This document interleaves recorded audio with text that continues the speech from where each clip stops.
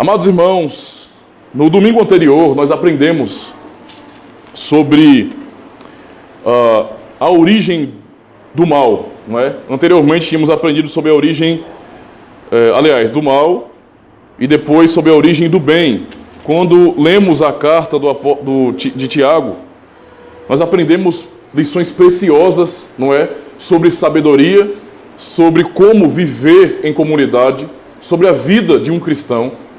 Aprendemos a importância, não é, de compreender o que a nossa natureza humana, ela produz. Tiago faz uma exposição realmente incomparável com relação a demonstrar que é no nosso coração, no coração do ser humano, que nasce o mal, que nasce o pecado.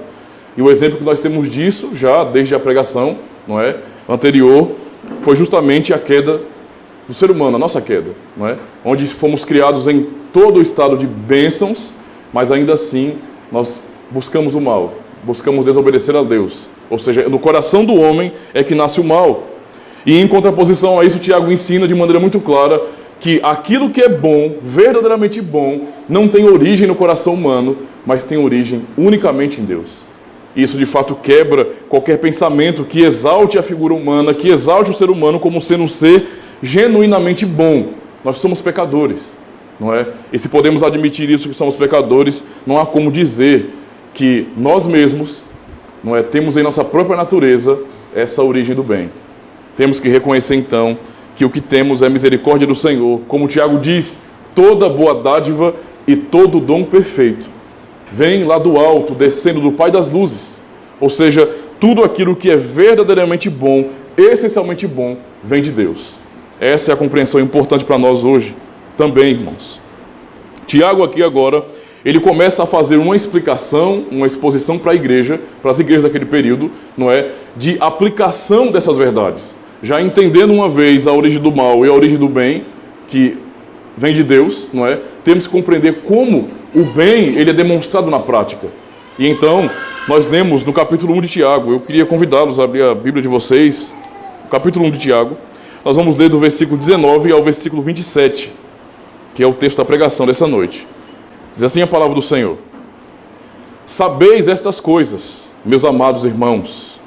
Todo homem, pois, seja pronto para ouvir, tardio para falar, tardio para irar-se. Porque a ira do homem não produz a justiça de Deus.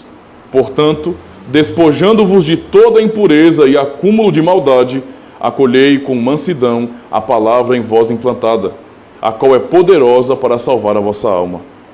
Tornai-vos, pois, praticantes da palavra e não somente ouvintes, enganando-vos a vós mesmos. Porque se alguém é ouvinte da palavra e não praticante, assemelha-se ao homem que contempla num espelho o seu rosto natural, pois a si mesmo se contempla e se retira, e para logo se esquece de como era a sua aparência. Mas aquele que considera atentamente na lei perfeita, lei da liberdade, e nela persevera, não sendo ouvinte negligente, mas operoso praticante, esse será bem-aventurado no que realizar. Se alguém supõe ser religioso, deixando de refrear a língua, antes enganando o próprio coração, a sua religião é vã. A religião pura e sem mácula, para com nosso Deus e Pai, é esta: visitar os órfãos e as viúvas nas suas tribulações, e a si mesmo guardar-se incontaminado do mundo. Essas são as palavras que Tiago deu às comunidades cristãs daquele período. O sermão dessa noite tem o seguinte tema: a verdadeira fé é a obediência da palavra de Deus.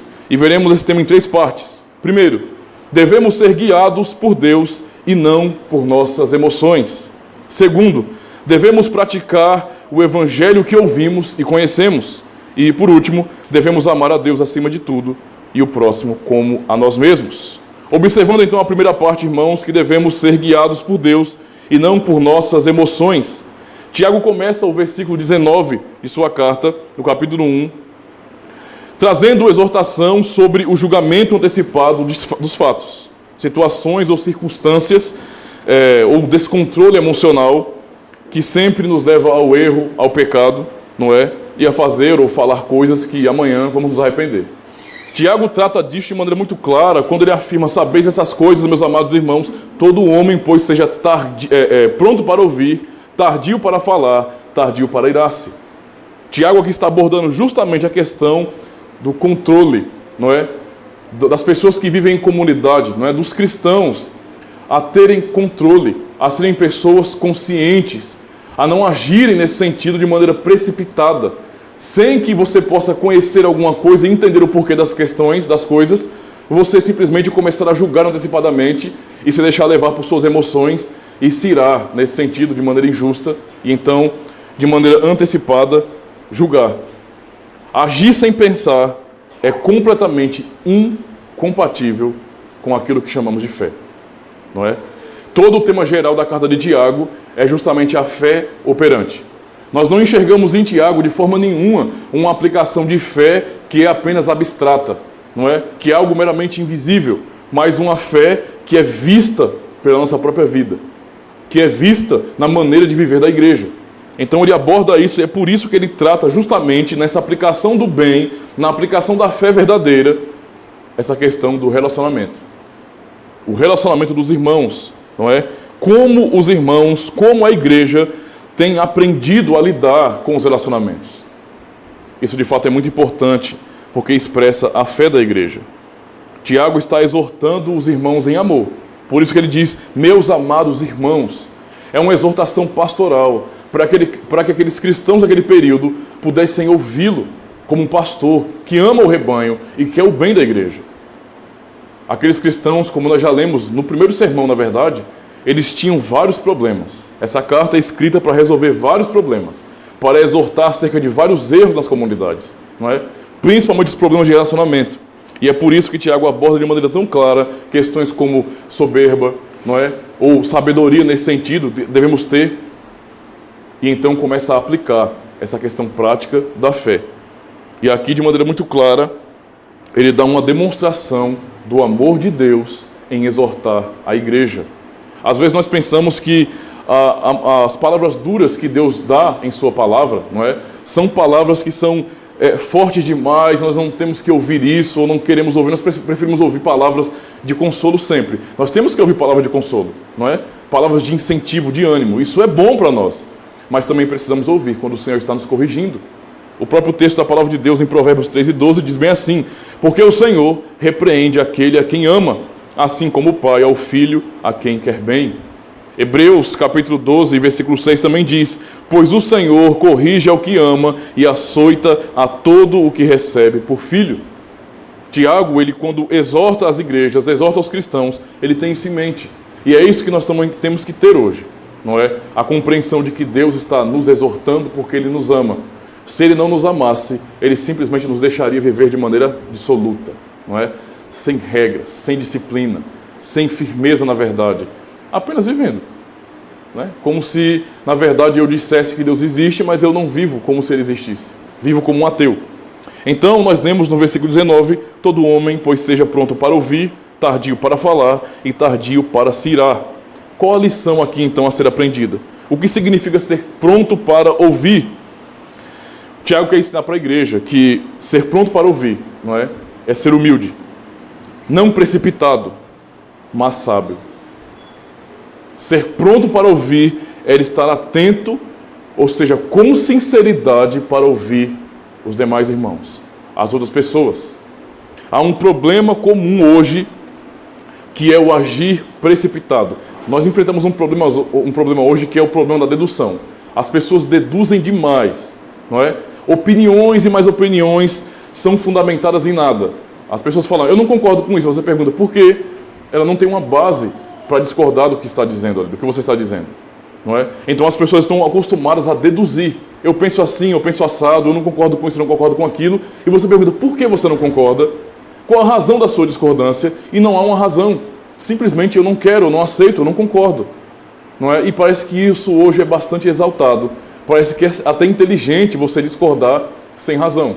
Discordar é preciso em muitas circunstâncias, em muitas situações, porém com base, com razão, com lógica, com entendimento da verdade. Deve haver um porquê para a discordância. Isso de fato é importante para nós. Então viver discordando não é uma atitude cristã, não é?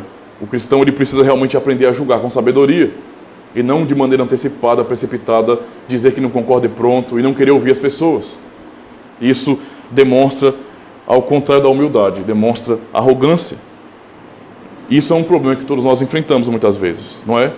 Você nunca teve, de repente, um excesso de ira quando alguém começou a falar alguma coisa e você mal terminou, mal terminou, não é, na verdade, de ouvir a frase da pessoa e já, sem saber direito o que a pessoa queria dizer, já foi dando patadas, dando pedradas, falando um monte. Eu não concordo, eu não quero ouvir você. Isso é muito comum hoje, não é? E nós, como cristãos, mesmo vivendo em comunidade, não estamos isentos disso. Nós somos falhos, pecadores ainda. E às vezes somos tentados justamente a não ouvir os outros, não é? Nós agimos como se nós já soubéssemos de tudo. Está errado. Tiago quer ensinar que todo homem deve ser, nesse sentido, pronto para ouvir. Nós temos que estar atentos para ouvir a opinião dos outros, o que eles pensam, para depois de ouvir, podermos orientar, podemos dizer se concordamos ou não. Ou como um cristão, abrir a Bíblia e dizer bem assim, olha irmão, eu respeito o que o irmão pensa, porém, a Escritura diz ao contrário. Eu sei que o irmão tem talvez uma boa intenção, ou pensa que seja assim mesmo, mas a Escritura diz ao contrário. E você como um cristão, qual o seu desejo, qual a sua vontade? Não é fazer a vontade de Deus? Percebe? Mas antes de chegar a esse ponto, eu ouço primeiro. Eu não me antecipo e deduzo, não é? E começo a criticar ou a julgar o irmão. Porque isso é a atitude de uma pessoa descontrolada. Uma pessoa que de maneira muito fácil se ira, arrogante, pensa que está elevada, mas não está na verdade. O que significa também ser tardio no falar. Uma vez que agora temos que aprender a ouvir, não é? Automaticamente também temos que aprender a demorar um pouco mais para falar. Certo? Eu tenho que começar a entender isso. Pessoas que têm sabedoria, pessoas que são guiadas por Deus, elas não falam antes do tempo. Não falam demais. Quando eu falo demais, não é falar em muita quantidade, não é falar muito, no sentido de você estar falando o tempo todo. É você falar além do que você compreende. É você falar além do que você deve. Há pessoas que não têm freio nesse sentido na língua e falam demais mesmo. Falam aquilo que não sabem. Falam baseados em nada, em uma compreensão errada das circunstâncias das coisas e acabam falando e ofendendo as pessoas. Deve haver cuidado com relação a isso. Nossa dedução antecipada, nossa dedução, na verdade, faz com que venhamos falar coisas que amanhã vai nos fazer, na verdade, chorar, arrependidos. Poderia não ter falado, mas falei, julguei antecipadamente, não refreiei a língua, não fui tardio no falar e magoei as pessoas. E feri os irmãos. Não é? Nós não somos avessos à correção, à exortação. Não, nós temos que corrigir. E na verdade deveria haver liberdade para que os irmãos pudessem se exortar entre si. Não é? Se algum irmão não pode ouvir a exortação do outro, esse irmão precisa ser tratado, porque tem problema demais, não é? Com a questão do ego. Aqui não tem ninguém melhor do que ninguém, certo? Até mesmo eu, como um pastor, não é? Como líder, como oficial da igreja, também tenho que ser exortado. Eu erro, e às vezes ouvir o que os irmãos têm a dizer é importante demais para mim, me ajuda a tomar a direção correta. Isso é importante, irmãos. Simplesmente isso. Então nós precisamos aprender a sermos tardios no falar, a não falar precipitadamente, a não falar além do que convém, mas a refletirmos em tudo, para julgarmos segundo a reta justiça, para julgarmos pela palavra de Deus, com sabedoria que vem de Deus. Isso é um processo que, se não compreendido, nos levará sempre à ira, não é? E aí é onde você percebe pessoas que estão o tempo todo brigando. Qualquer coisa é briga, é falar alto, é botar o dedo na cara, é dizer você está errado, você é isso, é aquilo. Pessoas que não ouvem. Pessoas que não querem esperar para ouvir, para entender. Pessoas que querem ser antecipadas para falar. Elas sempre são levadas à ira. E essa ira vai fazer com que ela, de maneira descontrolada, não é? Fale e faça coisas que são terríveis, que vão fazer mal, que vai fazer mal para os seus relacionamentos. Isso, de fato, é uma coisa muito ruim para a igreja. Por que Tiago escreveu sobre isso? Não é? Porque os cristãos daquela época estavam tendo problemas com isso. Vê, mesmo sendo tratados como servos de Deus, como a igreja de Cristo, não é? Assim como nós hoje, eles tinham muitos problemas nesse sentido. Não é? Cada cabecinha é um mundo diferente, nós temos o nosso próprio temperamento, mas precisamos, dia após dia, buscar de Deus sabedoria para não agirmos de maneira antecipada, precipitada e fazermos mal ao corpo de Cristo, magoando nossos irmãos. Não é? Deve ser o nosso tratar com amor, mesmo na correção, irmãos. É por isso que Tiago diz, no versículo 20, porque a ira do homem não produz a justiça de Deus. Se alguém não é, aliás, alguém que espera, que ouve, não é? Pronto para ouvir, é tardio no falar e é tardio para irar-se, tal pessoa vai ter esse acesso de ira, não é? Vai começar a ficar com raiva e então agir sem pensar, de maneira descontrolada. Mesmo nós, como cristãos, passamos por isso. E o resultado é que a nossa ira, não é? Ela não produz a justiça de Deus. É o que Tiago está dizendo aqui. Tiago está condenando a ira no sentido de dizer, não, a ira por si só é pecado. Não, ele não está dizendo isso. Ele está dizendo que a ira do homem não produz a justiça de Deus. E o que ele quer dizer com isso? Que a ira nossa, a nossa ira, não é? A nossa atitude irada, muitas vezes, ela não vem da justiça de Deus, mas ela, nascendo no nosso coração, tem razões egoístas. É porque muitas vezes somos arrogantes, egoístas, prepotentes, que nós nos iramos, que não queremos ouvir os outros.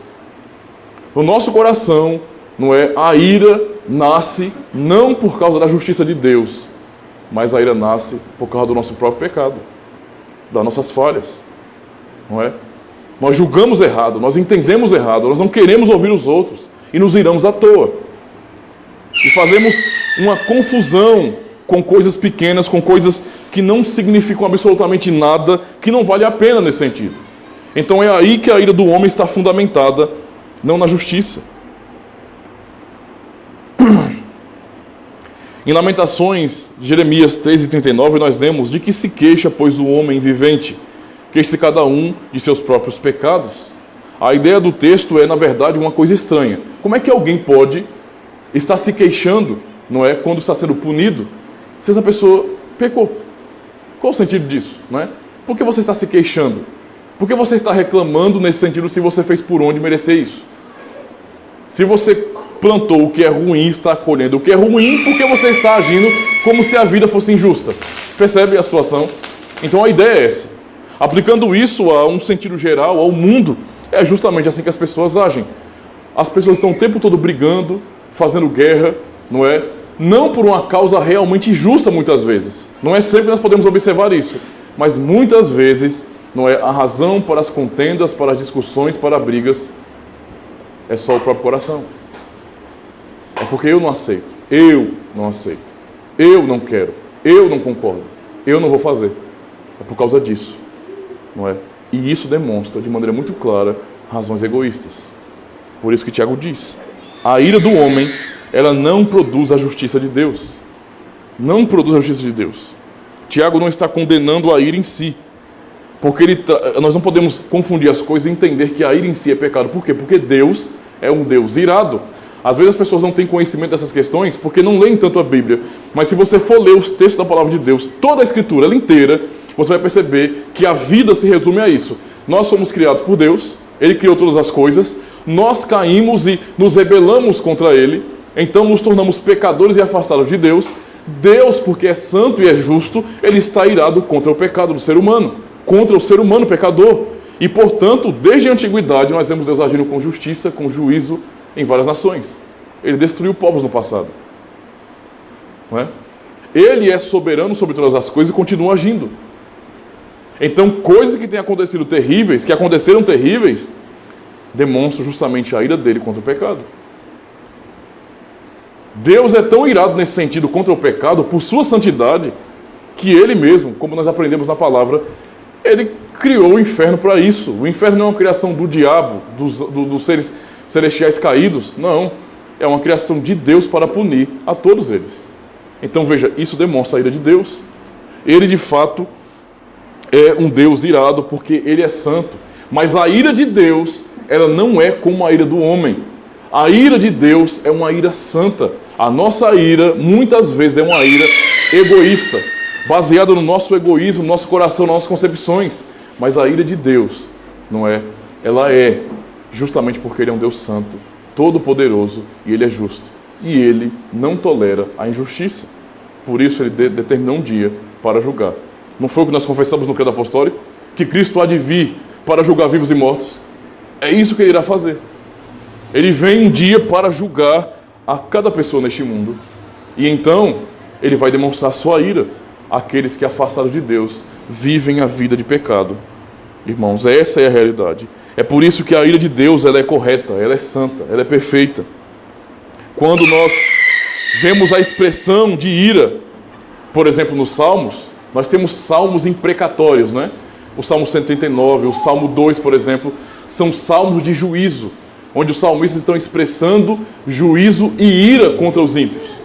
Nós temos salmos, um salmo bastante imprecatório é o Salmo 37, não é? O tempo todo ele está demonstrando bênçãos para o povo de Deus, mas promessa de destruição para os ímpios, não é? Os ímpios serão tirados da terra, eles serão arrancados daqui, eles perecerão, a sua geração, a sua descendência não permanecerá. Nós temos salmos de juízo então. Mas os salmos de juízo na Bíblia, os salmos imprecatórios, não são a expressão do próprio coração, não tem origem no coração dos salmistas, dos autores sagrados. Mas eles estavam expressando, não é, cheios do Espírito Santo, inspirados por Deus, a ira santa de Deus. O que Deus pensa sobre os ímpios, sobre o pecado, os salmistas demonstraram. Deus é santo, irmãos. E isso diz muito, muito, absolutamente muito para a humanidade e para todos nós. Os autores, então, falaram justamente as santas palavras de Deus. Cada expressão é a expressão do próprio coração de Deus que nós encontramos na Bíblia. É isso que temos que ficar atento. Não é? Deus está dizendo isso na palavra dele. O tempo todo. Precisamos, então, reconhecer essa realidade. Então, por que as admoestações de Tiago são tão importantes para nós? Porque agir diferente disso, da Escritura, não é? Tendo essa falta de humildade, de sabedoria, sendo prepotentes e presunçosos, julgar antes do tempo, se irá facilmente, só demonstra que nós estamos em desobediência da palavra e não estamos agindo segundo a vocação do cristão. A vocação do cristão é a santidade, não é?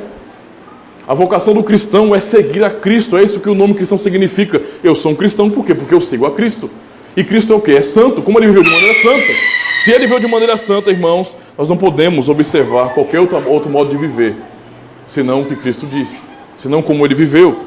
Em Romanos 8, a partir do versículo 5, nós lemos: porque os que se inclinam para a carne cogitam das coisas da carne, mas os que se inclinam para o Espírito, das coisas do Espírito. Porque o pendor da carne dá para a morte, mas o do Espírito para a vida e paz. Por isso, o pendor da carne é inimizade contra Deus, pois não está sujeito à lei de Deus e nem mesmo pode estar. É isso que nós aprendemos. Assim, pois, irmãos, somos devedores não à carne, como se constrangidos a viver segundo a carne. Porque se viverdes segundo a carne, caminhais para a morte. Mas se pelo Espírito mortificardes os feitos do corpo, certamente vivereis. Pois todos os que são guiados pelo Espírito de Deus são filhos de Deus. Essa é a fé revelada na Escritura. E no versículo 9b nós lemos: e se alguém não tem o Espírito de Cristo, esse tal não é dele. O fruto, então, do Espírito demonstra que a falta de controle, não é? A falta de sabedoria caracterizam justamente obras da carne. Caracterizam justamente obras da carne. É isso que nós vemos, por exemplo, em Gálatas capítulo 5, versículos 22 e 23. Mas o fruto do Espírito é amor, alegria, paz, longanimidade, benignidade, bondade, fidelidade, mansidão, domínio próprio. Contra essas coisas não há lei. Nos versículos 16 e 17 de Gálatas 5, 15 e 16, aliás, nós lemos: se vós, porém, vos mordeis e devorais uns aos outros, vede que não sejais mutuamente destruídos. Digo, porém, andai no Espírito e jamais satisfareis a concupiscência da carne.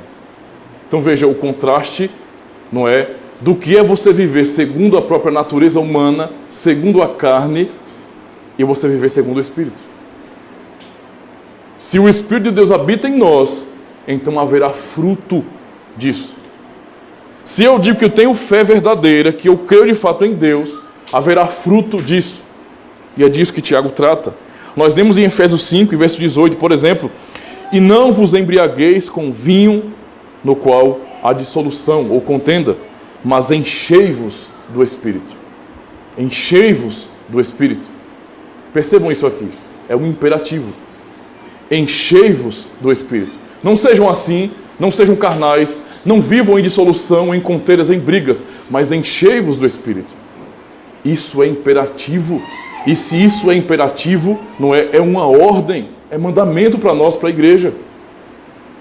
De maneira que nós, como cristãos, nós não temos desculpa, ou seja, sermos cheios do Espírito Santo não é uma opção para a gente. Nós, como cristãos, não temos a opção de dizer bem assim, eu posso ser um cristão verdadeiro e viver cheio do Espírito Santo, ou então não viver. Isso não é compatível com a fé que nós confessamos. Não é? Se o Espírito de Deus habita em mim, não é? Se o Espírito de Cristo habita em minha própria vida, eu viverei como Cristo. Eu andarei como Cristo, eu seguirei os seus caminhos. Esse é o imperativo para a vida cristã, irmãos. É mandamento. Quando então agimos de maneira descontrolada, sem pensar, sem analisar bem e julgamos precipitadamente, estamos negando isso com as nossas ações.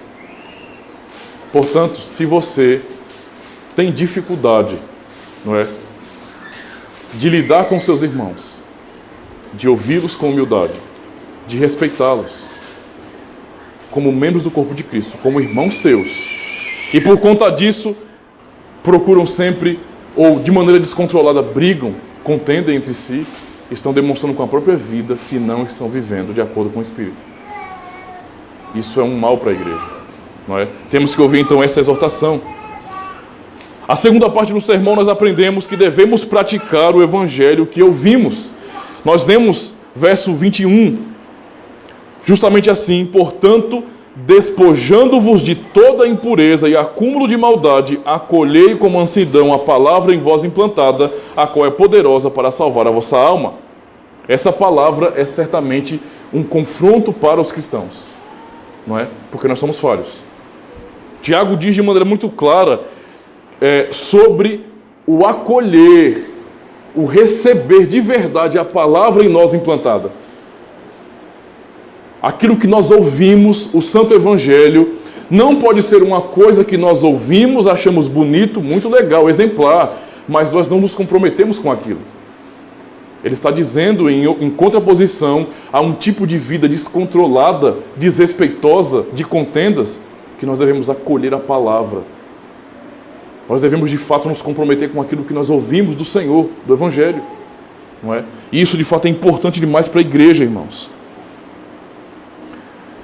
Pensemos na parábola, por exemplo, do semeador.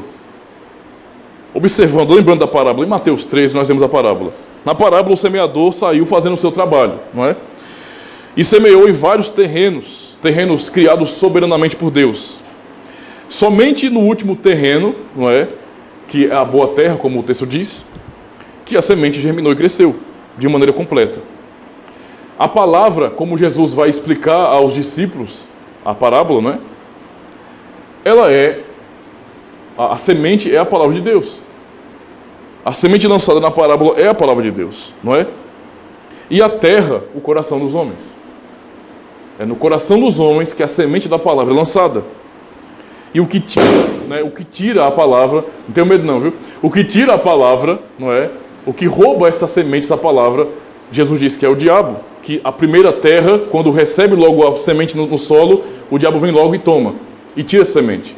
E as demais terras, nesse sentido, passando por dificuldades, ou cuidando das coisas do mundo, acabam esquecendo da palavra e não recebem essa palavra lançada. Somente a última terra é que germina. O último solo é o solo bom, soberanamente criado por Deus para ser bom, ou seja, um solo preparado para receber a palavra, não é? Esse é o ponto. Nós lemos, por exemplo, no versículo 23 de Mateus 13, mas o que foi semeado em boa terra é o que ouve e compreende a palavra e dá fruto. E um produz 100, outro 60 e outro 30. Ou seja, é esse que teve a palavra plantada em sua própria vida, que recebendo a palavra crê. E quando crê, dá fruto. Percebe? Aqui Jesus relaciona justamente a fé, falando sobre a fé. Quando nós recebemos a palavra de Deus e nós cremos de verdade, a nossa fé dá fruto. A fé dada a nós como igreja produz fruto. É como essa terra que foi preparada por Deus para receber a palavra, a semente, e produz fruto. Um produz 100, outro 60, outro 30, mas dá fruto. Então, irmãos, é incompatível o pensamento de que é normal para a igreja, para o cristão, ouvir a pregação da palavra, ouvir a exortação de Cristo e dizer bem assim, isso é legal, isso é muito inteligente, é sábio, fazer como os gregos procuraram a Jesus, para ouvir as suas palavras sábias, não é? Só por causa disso, não é? É muito bonito. Ah, é bonito demais. Nossa, eu tenho uma Bíblia lá aberta em casa, está aberta em Salmos. Eu acho muito bonita a palavra. Ah, é muito lindo a palavra de Deus, mas não quer compromisso com ela. Percebe? O ensinamento de Cristo, o que o Tiago está dizendo aqui de maneira muito clara, é que aqueles que ouvem a palavra e recebem ela, devem estar compromissados com essa palavra. Não é? Porque do contrário, não há fé verdadeira. Há um convencimento intelectual, certamente, mas não fé. Porque fé produz fruto. Não é? É isso que Tiago fala. E então ele diz, no versículo 22, tornai-vos, pois, praticantes da palavra e não somente ouvintes, enganando-vos a vós mesmos. Como é que eu recebo a palavra? De maneira verdadeira. O texto do versículo 21 diz, portanto, despojando-vos de toda a impureza e acúmulo de maldade, acolhei com mansidão a palavra em vós implantada. Se eu ouço a palavra, o fruto disso, sabe o que é? Eu vou me despojar de toda a impureza. Eu não vou acumular mal sobre a minha vida.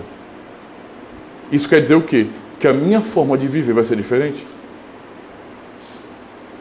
Vai ser claro a vocação cristã. Ou seja, eu sou falho, mas eu fui chamado por Deus para andar em santidade.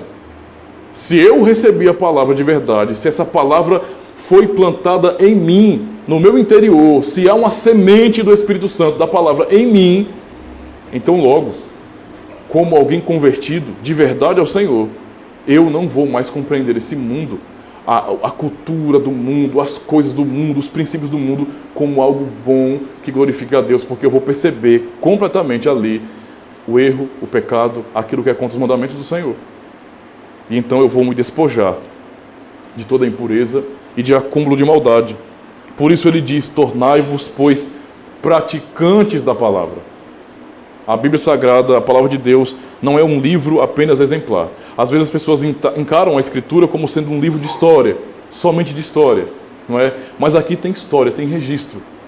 Porém, tem ensinamento, tem ordem, tem exortação, tem promessas. Tudo aquilo que Deus deu, na verdade, para fortalecer a fé do seu povo, está aqui. Ele quer que nós venhamos olhar para a palavra dele com seriedade e entender no testemunho registrado para sabermos que ele é poderoso e como ele agiu no passado, mas ele quer que nós venhamos olhar para os seus mandamentos, para os princípios ensinados por Cristo e pelos apóstolos e venhamos aplicar isso de verdade em nossas vidas. Precisamos praticar a palavra que ouvimos. O texto diz de maneira muito clara que não praticar é ser alguém enganado. Não é o pastor quem te engana ou o seu próximo. É você, quando ouve a palavra e não pratica, que é enganado. Você se engana. Não é? E Tiago bate nisso por quê? Porque no seio da igreja há irmãos que são apenas convencidos. Convencidos, não é? Eles dizem, eu sou cristão. Eu também amo a Jesus Cristo. Eu não falto os cultos, eu estou sempre aqui. Eu procuro fazer tudo certinho. Pelo menos na frente das pessoas da igreja, né? Porque ser um cristão verdadeiro no ajuntamento é muito fácil, né? É muito fácil. Fora daqui é complicado. Quando está sozinho em casa, né? Quando você está na escola, na faculdade, no trabalho, lá é que o bicho pega. Lá é que a gente tem que ver de fato se a pessoa é cristã verdadeira, porque aqui é fácil. Tiago está batendo justamente naqueles que estão enganados, que eles estão aqui e eles dizem, eu sou um cristão verdadeiro, porém não há desejo verdadeiro de obediência à palavra. Eu ouço a palavra, mas eu não me sinto compromissado com aquilo, eu não entendo o que aquela verdade é para a minha vida e o que eu tenho que andar assim agora. Eu acho bonito a vida de Jesus Cristo, eu leio os evangelhos e, nossa, como Jesus era alguém piedoso, santo, ele de fato honrou a Deus, não é? Olha o que ele diz em João, por exemplo, no evangelho de João, que o prazer dele é fazer a vontade daquele que o enviou.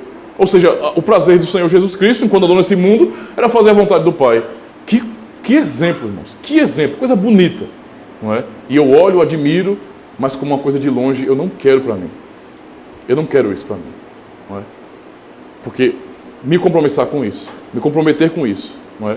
Aliás, me apegar a essa verdade e praticá-la diz respeito a que eu vou ter que lutar contra mim mesmo, lutar contra as minhas falhas, contra os meus pecados, despojar-me de toda a impureza. Eu preciso andar como o Cristo andou. Cristo chamou seguidores e não admiradores. Quando ele viu as pessoas que foram chamadas para serem apóstolos, ele não disse, olha, eu sou o Cristo, fica aí de olho no que eu vou fazer. Não.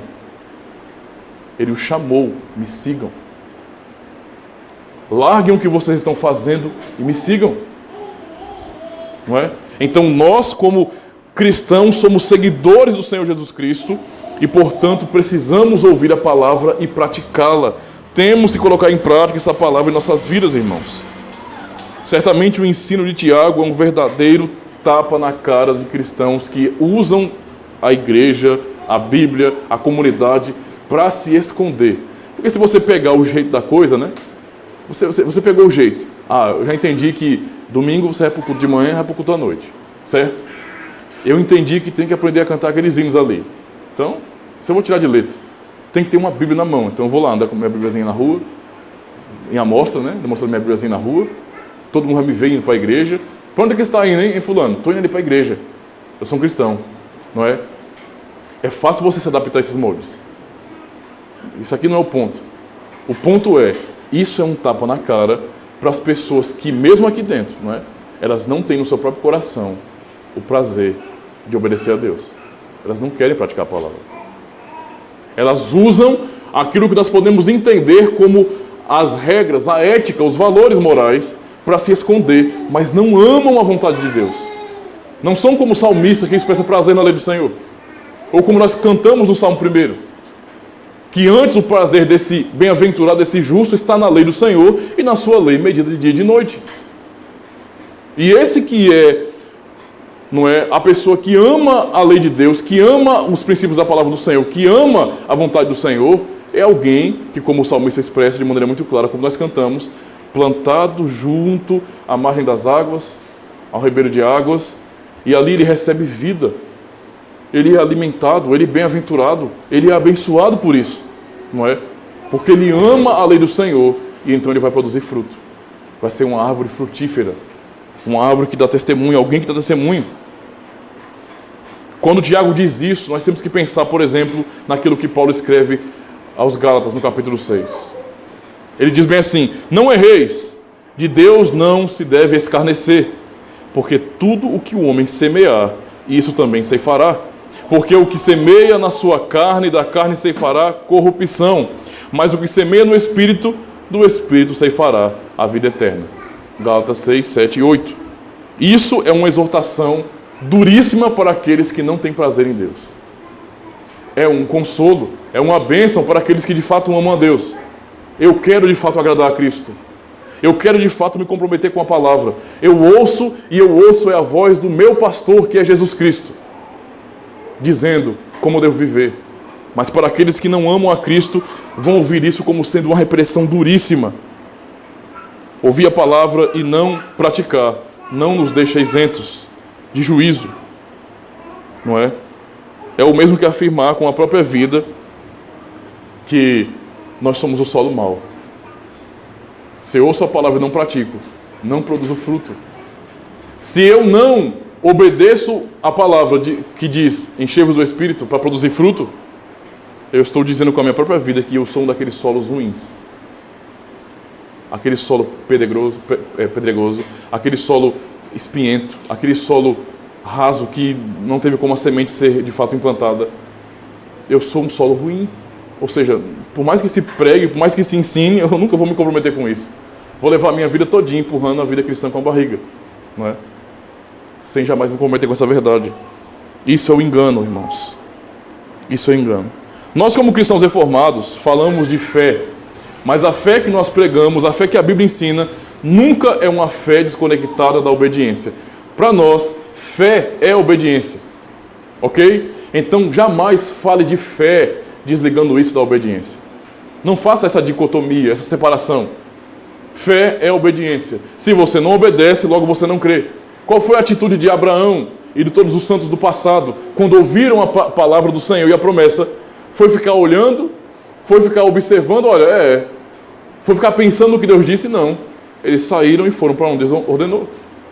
Deus disse a Abraão: sai da tua terra, da tua parentela, da casa do teu pai, para o lugar que eu vou te mostrar.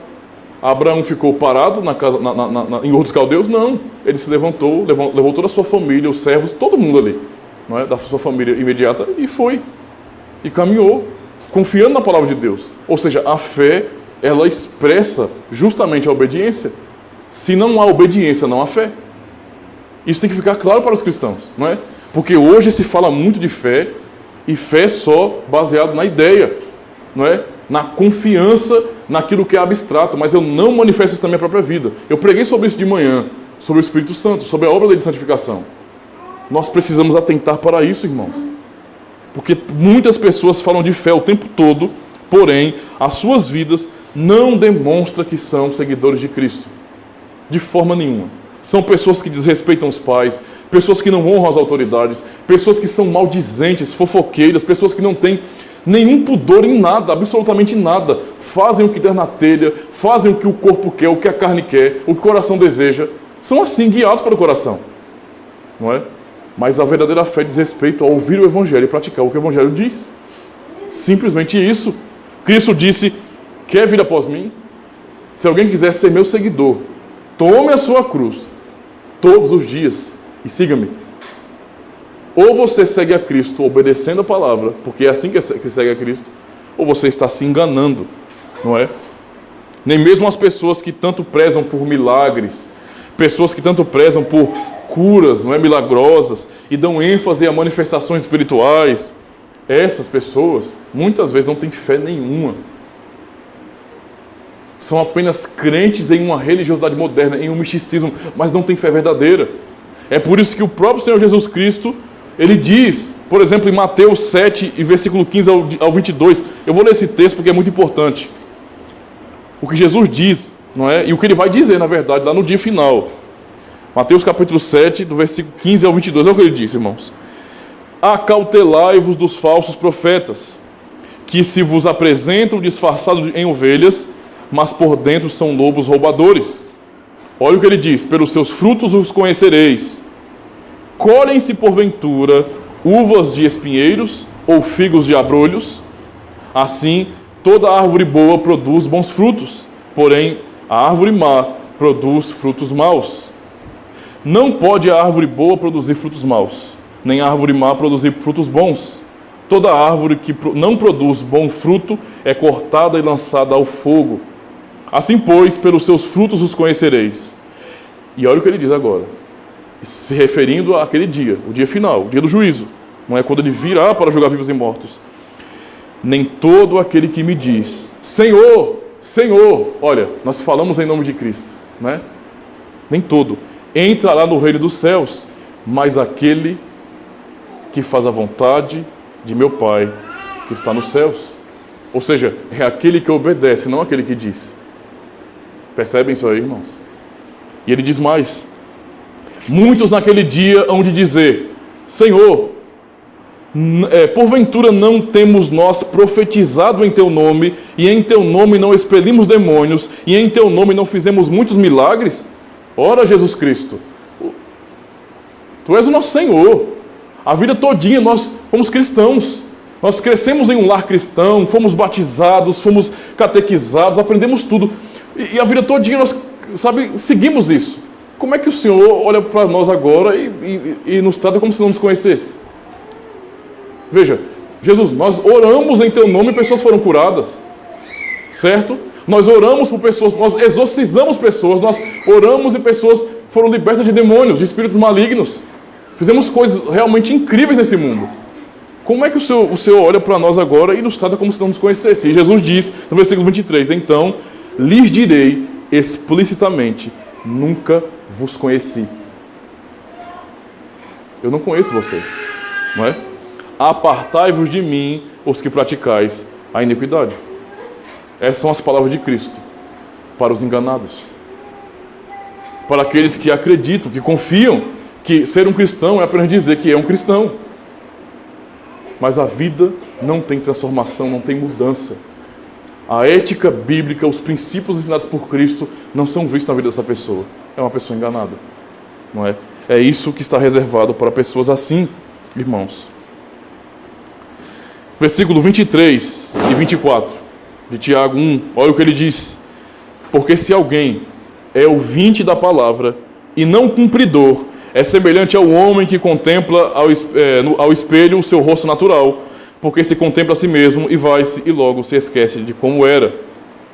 Olha o que Tiago usa, olha o exemplo que ele usa. Se alguém diz bem assim, eu ouço a palavra, né? Eu sempre venho ao culto, eu ouço a palavra, eu ouço a pregação da palavra de Deus, eu leio a Bíblia, mas eu não pratico. Eu não quero me comprometer com isso. É muito difícil ser um cristão sincero, verdadeiro. Então eu não quero isso para mim. Tiago diz que isso é uma afirmação sem sentido. É como alguém que se contempla diante do espelho, a pessoa vai para o espelho, mas um minuto depois esquece de como era. Isso não é normal, né? A não ser que seja essa a justificativa que leva algumas pessoas a andar com o espelho no bolso o tempo todo se olhando. 2 minutos, se olha para ver se esqueceu, dá para ver a imagem. Perceba, o que o Tiago está dizendo aqui não tem sentido. Ele quer que as pessoas ali entendessem de fato que não há sentido em ouvir e não praticar. É como alguém que se olha no espelho e um minuto depois esqueceu de como era. Não tem sentido isso. Por isso que ele vai num caminho bastante contrário quando ele diz: aquele, porém, que atenta bem para a lei perfeita da liberdade e nisso persevera, não sendo ouvinte esquecido, mas fazedor da obra, este tal será bem-aventurado no seu feito. Então ele está dizendo, veja, aquele que de fato honra a Deus, é bem-aventurado no que faz, é aquele que ouve e pratica. É aquele que é um operoso praticante da palavra de Deus. Toda vez que ele ouve a pregação, a palavra, quando ele lê a Escritura Sagrada, ele olha para a sua própria vida e ele diz, eu estou errado, eu preciso me consertar com Deus. Eu preciso fazer o que é certo, porque a minha vida não está agradando a Deus. E eu me comprometo e eu luto contra mim mesmo, luto contra a minha natureza, o meu pecado. Esse é um operante praticante da palavra de Deus, um operoso praticante, e esse glorifica ao Senhor. Ele é o bem-aventurado. Por último, irmãos, devemos amar a Deus acima de tudo. E Tiago vai chegar justamente nisso. Primeiro ele fala sobre essa questão do nosso controle, do respeito, não é, da sabedoria nesse sentido. E então ele aplica justamente isso, a ouvir a palavra, a recebê-la com fé verdadeira e praticar, porque ao contrário não tem sentido. E agora ele vai aplicar isso naquilo que é mais simples da nossa vida. Ele vai dar exemplos aqui, não é, que aperta o coração das pessoas que não praticam a palavra do Senhor.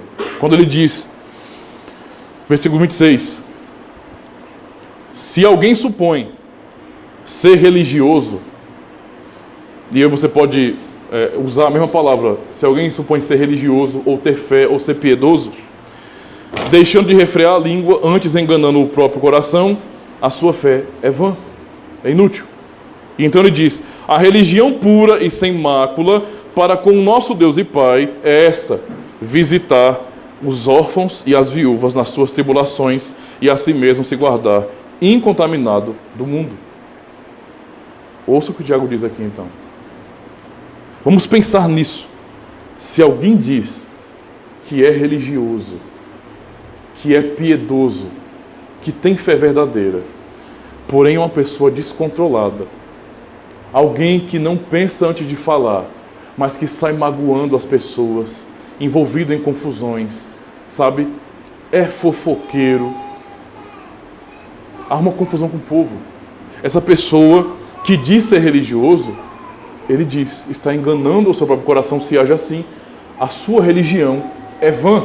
O que é uma coisa vã é uma coisa inútil, que não serve para nada. Todo o seu esforço externo é inútil. Deus não está nem aí para isso. É como aqueles que Jesus disse. Eles oraram em meu nome, expulsaram demônios em meu nome, curaram em meu nome, mas eu vou dizer naquele dia, eu não conheço vocês. Ou seja, a religião dessa pessoa é inútil. E nós estamos justamente rodeados por isso, não é? No mundo que nós vemos que é um mundo cristianizado, é muito fácil você ser alguém enganado na igreja. Um cristão falso. Porque você ouve, mas não dá realmente ouvidos ao que você está escutando no culto. Você não se compromete com aquilo, não é? Então você pensa que é alguém religioso porque você ora na frente do povo, vou usar o exemplo meu como pastor. Eu não posso confiar que a religião que eu pratico ela é verdadeira porque eu sou pastor. Se eu confiar nisso, pode ter certeza que esses que oraram em nome de Cristo e que lá no final vão ser julgados por ele, eram líderes religiosos também. Ser um oficial da igreja não me garante salvação, coisa nenhuma. Percebe? Eu não sou mais santo do que ninguém, não. Todos nós somos pecadores e o que tem sobre a minha vida, o que tem sobre a vida de cada um de nós é graça de Deus e ponto. Portanto, irmãos, eu não posso olhar para essa realidade e confiar na religião que eu pratico. Quem fazia isso no período de Cristo? Quem eram as pessoas que mais confiavam na religiosidade? Eram os fariseus, os mestres da lei. Aquelas pessoas se exaltavam porque faziam coisas. Basta você lembrar da oração, da parábola que Jesus conta, da história sobre o fariseu e o publicano no templo. Ambos subiram ao templo para orar, não é? Enquanto o publicano estava humilhado, reconhecendo os seus pecados, nem olhava para o céu, mas batia no peito, tem misericórdia de mim, ser propício a mim, pecador. O fariseu olhava para a sua própria vida, e Cristo diz na parábola de maneira muito clara que ele orou, e na verdade só quem ouviu essa oração foi ele. Deus não ouviu essa oração. Ele orou alto para que o publicano ouvisse, não é? Ó Deus, eu sou melhor do que qualquer dos homens que está aqui. Que oração piedosa, né? Ó Deus, olha, eu sou uma pessoa boa. Eu sou uma pessoa religiosa fiel. Eu sou melhor do que esse publicano aqui. Eu dizimo de tudo que eu tenho. Eu jejuo 2 vezes por semana. Tudo que a lei manda eu faço direitinho, à risca. Ó Deus, como eu sou piedoso, como eu sou bom, como... Percebe o tipo da oração?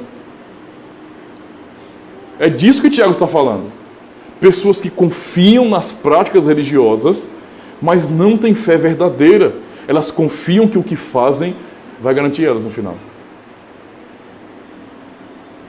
Aí eu pergunto a vocês, qual a razão de vir ao culto? Porque ouvir a pregação da palavra de Deus. É porque você acha que, estando aqui, você vai acumular méritos para você? É porque Deus vai olhar para você porque você é um cristão que é pontual? Ou porque você é um cristão que está sempre envolvido nas atividades da igreja? Ou é um cristão que está pronto para fazer aquilo que o pastor precisa? Irmão, estou precisando disso aqui, pode chegar que eu faço. Essas coisas não nos garantem não, irmãos. Ou você é um pastor ou um futuro líder, alguém que vai para o seminário, vai aprender a teologia, a palavra de Deus, e você está confiando que quando você for ordenado, ponto. Até ontem eu tinha um pouco de dúvida, mas hoje, depois que a igreja me reconheceu como oficial, quando a igreja me ordenou ao ofício, agora sim eu estou garantido. Né? A partir de hoje, meu amigo, de jeito nenhum. Né? O que eu faço é santo. Está errado. Não é? É por isso que Tiago bate justamente nisso. Ele fala... Se você pensa que é religioso e a sua vida demonstra algo diferente da fé, seu coração é um coração indisciplinado, pecador, que vive na prática do pecado, a sua religião é inútil, é vã. É isso que nós aprendemos na palavra. Jesus realmente bateu de frente com os fariseus nesse sentido, irmãos.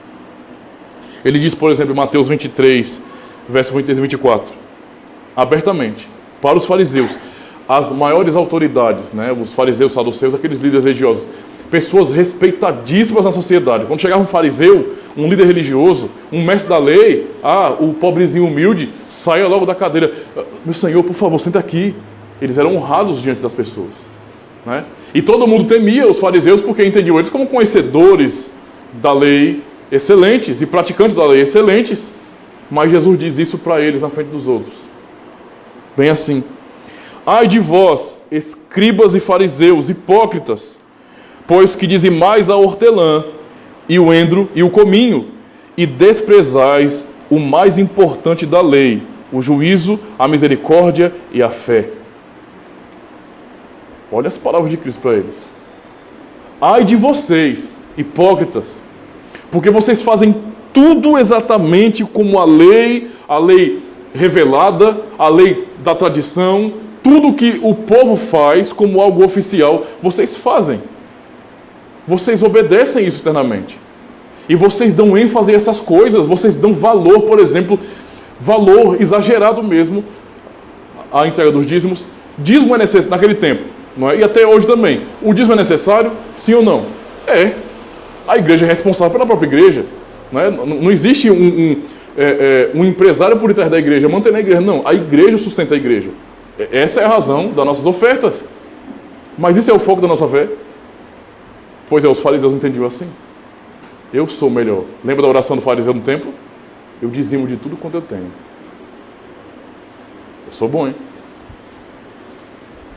Eles davam ênfase a isso. Veja, nós cooperamos mais. Nós ajudamos mais. Somos nós que mantemos o templo. Nós sustentamos os sacerdotes. Nós mantemos. Jesus não está dizendo para eles não fazerem isso. Vocês devem fazer isso. Mas vocês não podem desprezar aquilo que é mais importante. A justiça, a misericórdia e a fé. E é justamente isso que vocês desprezam. São hipócritas. Veja, não é, o que nós aprendemos na palavra do Senhor. E ainda mais. E Jesus, passando adiante dali, viu assentado na alfândega um homem chamado Mateus, e disse-lhe: segue-me. E ele, levantando-se, o seguiu. E aconteceu que, estando ele em casa, sentado à mesa, chegaram muitos publicanos e pecadores e sentaram-se juntamente com Jesus e seus discípulos. E os fariseus, não é? Vendo isto, disseram aos seus discípulos: por que come o vosso mestre com os publicanos e pecadores? Jesus, porém, ouvindo, disse-lhes: não necessitam de médicos os sãos, mas sim os doentes. Ide, porém, e aprendei o que significa misericórdia quero e não sacrifício. Olha as palavras de Cristo. Vocês estão iludidos na prática dessa religião, mas vocês não entenderam o foco da religião. Misericórdia quero e não sacrifício. É por isso que Tiago está aplicando isso justamente dessa forma. Qual é a religião verdadeira então? A religião que não é inútil. E o que ele diz? A religião pura e sem mácula diante de nosso Deus e Pai é esta: visitar os órfãos e as viúvas em suas tribulações. O que ele está dizendo aqui então? A maneira de demonstrar uma religião verdadeira é cumprindo a segunda tábua da lei: amar o próximo como a ti mesmo. Se você não pode amar os seus irmãos, amar o próximo, se a sua atitude no trato com seus irmãos, se a maneira como você enxerga a igreja, se você não pode amar a igreja de Cristo, se esforçar por ela, amando os seus irmãos, você não está cumprindo a lei e a sua religião é inútil. A verdadeira religião, a religião sem mancha, sem mácula diante de Deus, é a religião onde ensina isso. Ame o seu próximo como a você mesmo. Se compadeça dos necessitados, tenha misericórdia, aprenda o que significa misericórdia. Se você não puder entender o que misericórdia significa, você não está praticando uma religião verdadeira. Os fariseus cumpriam a lei externamente falando e as pessoas os respeitavam, mas eles não sabiam o que era misericórdia. Não sabiam.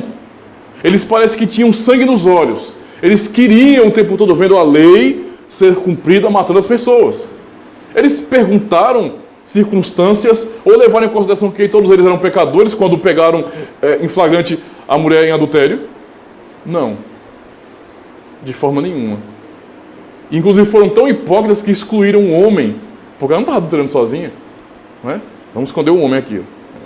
Vamos passar um pano por mano aqui. E vamos prejudicar a mulher. E então eles levam e dizem: olha, Moisés em sua lei diz que ela deve ser apedrejada. E o que o Senhor diz, mestre? E Jesus bate no coração deles: se vocês não têm pecado, atirem a primeira pedra. Todo mundo ali constrangido, com vergonha, começou a soltar as pedrinhas, tuf, tuf, e sair de fininho. Pensar que não tinha mais ninguém ali. Só Jesus e a mulher ali com ele. E ele pergunta, cadê os teus opositores?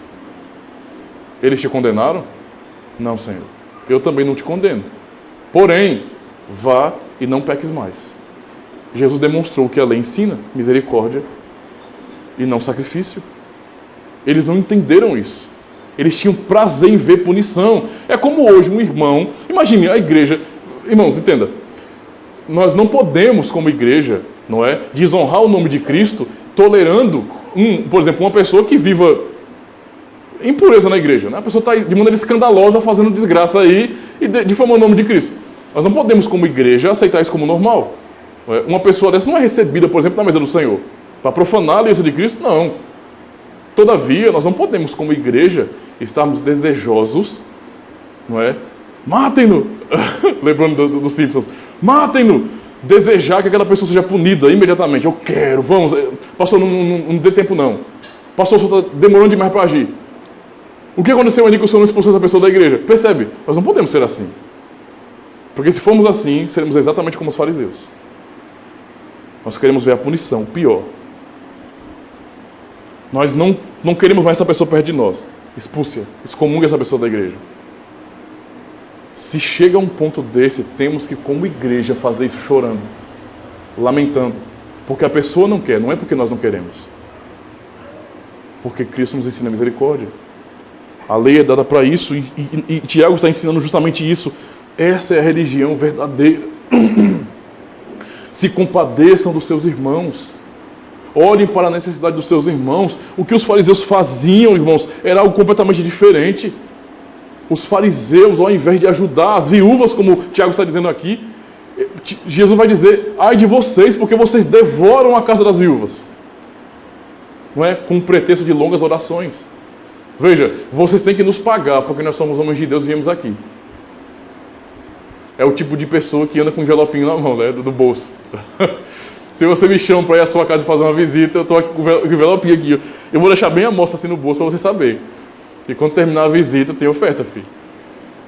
Os fariseus faziam isso, percebe? Sob o pretexto de fazerem longas orações, ao invés de terem misericórdia das viúvas, em suas tribulações, eles devoravam. Não é? Enquanto o que Cristo diz, por meio de Tiago, a religião verdadeira é a misericórdia. É a justiça, é a fé, é a misericórdia. Isso é a religião verdadeira. Não é? E o outro ponto, para concluir, ele diz que a religião verdadeira é isso, a misericórdia, mas também o guardar-se a si mesmo incontaminado do mundo. E então nós aprendemos o que é piedade verdadeira, a misericórdia e a santidade. Se nós somos cristãos genuínos, que amamos ao Senhor, certamente olharemos para o mundo e nós não vamos querer nos enquadrar no mundo. Faremos como nós aprendemos de Paulo em Romanos 12. Não nos conformaremos com este mundo. Vamos ser renovados sim, em nosso entendimento, não é? Pela palavra de Deus. Nós vamos buscar a santidade. Nós vamos perseguir a santidade, porque perseguir a santidade é procurar ser como Cristo. Simplesmente isso, não é? Isso é religião verdadeira. Uma vida íntegra, uma vida onde você procura se desviar do mal, onde você primeiro ama, é o que ele inverte aqui a situação, não é? Ele ensina você a amar o próximo, mas ensina você a amar a Deus também em todas as coisas. Por que vocês devem ser santos? Porque o pastor disse? Porque a igreja está dizendo? Não. Porque o Senhor disse. Como nós lemos na primeira carta de Pedro. Portanto, cingindo os lombos do vosso entendimento, sede sóbrios e esperai inteiramente na graça que se vos ofereceu na revelação de Jesus Cristo. Como filhos obedientes, não vos conformando com as concupiscências que antes havia em vossa ignorância. Mas como é santo aquele que vos chamou, sede vós também santos em toda a vossa maneira de viver. Porque está escrito, sede santos, porque eu sou santo. Isso é a piedade verdadeira. Você entender que Deus te chamou para a santidade. Por que você não faz isso como todo mundo faz? Já sei. É porque sua religião proíbe, né? De jeito nenhum. A religião não tem poder para proibir ninguém de nada. Se a religião tem poder para proibir nesse sentido, então não se trata de fé. Se trata de uma mera instituição que diz o que você pode e o que você não pode fazer. Eu faço o que eu faço, ou não faço o que eu não faço, por causa de Cristo. Como assim por causa de Cristo? Ele não ensinou o seu povo a viver assim. Ele agiu diferente. Ele procurou fazer a vontade de Deus. Eu quero fazer igual a ele. Porque ele me chamou para isso, é por isso que eu sou um cristão. Eu não frequento a igreja porque eu acho bonito estar ali ouvindo alguém falar. Ou porque eu gosto das pessoas que estão lá. Eu tenho muitos amigos ali. Não, não é por causa disso. Tudo isso é muito bom. Eu gosto, eu amo, isso é uma bênção de Deus para a minha vida. Mas eu faço o que eu faço porque Cristo assim me ensinou. É por causa disso. Deve ser essa a resposta na ponta da língua de um cristão. Ah, vão te zoar por causa disso? Vão. Problema. Não se importem com isso. Por que é que você não faz o que nós fazemos? Você é trouxa, você é tolo, você é bobo, o que você é? Né? É um rato de igreja, deixem zoar. Você sabe qual é o caminho de Cristo, siga esse caminho que Ele preparou para você. No final, se eles estão apostando que estão certos, que podem viver assim de maneira dissoluta, de maneira, sabe, indisciplinada, sem seguir a Deus, deixa eles viver assim. Se você fala, olha, arrependa-se, é o que Cristo ensina. E eles falam, vá para a sua igrejinha, bobinho. Deixa eles falarem assim. No final, não é? No final, nós vamos saber se eles estavam certos ou não. Então a questão aqui, irmãos, para nós, e concluo com essas palavras. O que é que você vai ouvir no final? Eu vou ler o texto de Mateus 25, 34 ao 40. Diz bem assim. Será que ouvirá? Então dirá o rei aos que estiverem à sua direita: vinde, benditos de meu Pai, possuí por herança o reino que vos está preparado desde a fundação do mundo, porque tive fome e deste-me de comer, tive sede e deste-me de beber, era estrangeiro e hospedaste-me, estava nu e vestiste-me, adoeci e visitaste-me, estive na prisão e foste-me ver. Então os justos lhes responderão, dizendo: Senhor, quando te vimos com fome e te demos de comer, ou com sede e te demos de beber, ou quando te vimos estrangeiro e te hospedamos, ou nu e te vestimos? E quando te vimos enfermo ou na prisão e fomos ver-te? E respondendo o rei, lhes dirá: em verdade vos digo que quando o fizeste a um destes meus pequeninos irmãos, a mim o fizeste. Será que são essas palavras que você vai ouvir de Cristo? Podem entrar no reino, na herança prometida a vocês desde a fundação do mundo. É de vocês, entrem. Essa é a herança de vocês. Ou vocês ouvirão ao contrário. Então dirá também aos que estiverem à sua esquerda: apartai-vos de mim, malditos, para o fogo eterno, preparado para o diabo e seus anjos, porque tive fome e não me deste de comer, tive sede e não me deste de beber, sendo estrangeiro, não me recolheste, estando nu, não me vestiste, e enfermo e na prisão, não me visitastes. Então eles também lhe responderão, dizendo: Senhor, quando te vimos com fome, ou com sede, ou estrangeiro, ou nu, ou enfermo, ou na prisão, e não te servimos? Então lhe responderá, dizendo: em verdade vos digo que quando a um destes pequeninos o não fizestes, não o fizestes a mim. Irão estes para o tormento eterno, mas os justos para a vida eterna. São palavras de Cristo duras, mas refletem a verdade do fim. Isso aqui é o resultado final de uma verdadeira vida cristã, ou não? Isso é o fruto da verdadeira piedade, da religião verdadeira. Porque esses aqui que falavam em nome dele e que se questionaram: quando é que nós não fizemos isso? Eram religiosos também. Mas nunca creram de verdade, porque a sua vida não demonstrou isso. Ou seja, a sua religião, a vida toda foi inútil. Pensemos nessa exortação, irmãos, e venhamos olhar para Cristo, tornando-nos praticantes da palavra do Senhor e não somente ouvintes. fazendo como Cristo nosso Senhor fez, dizendo abertamente: a minha comida é fazer a vontade daquele que me enviou, seja essa também a nossa comida, o nosso alimento. O nosso prazer deve estar na lei do Senhor. Nós devemos meditar nessa lei de dia e de noite. Nós temos que ter prazer em fazer a vontade de Deus. E a vontade do Senhor é que nós venhamos ter misericórdia, isto é, amar o nosso próximo, e que nós venhamos buscar santidade, isto é, amar a Deus acima de todas as coisas. Amém.